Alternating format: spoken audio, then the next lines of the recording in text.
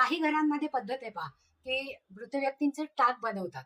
गावाकडच्या तर लोकांमध्ये ही खूपच प्रथा आहे. पण ज्यावेळेस आपण त्यांचे असे टाक बनवतो, तेव्हा त्यांना आपण मुक्तीपासून दूर ठेवतो.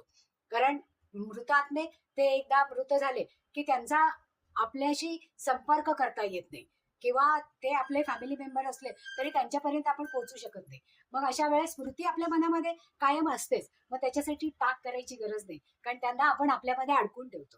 मग अशा वेळेस फक्त त्यांचे जे फोटो आहेत ते दक्षिणेच्या भिंतीवर लावावे, बाकी घरातल्या कुठल्याही भिंतीवर लावू नये.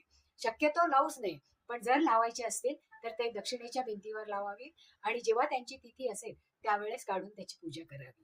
इतर वेळेस मात्र ते कपाटात ठेवले तरी सुद्धा चालतात, कारण त्यांच्या मुक्तीचा मार्ग आपण मोकळा करतो. नाहीतर आपल्या सगळ्या इच्छा आकांक्षा त्यांना जकडून ठेवतात.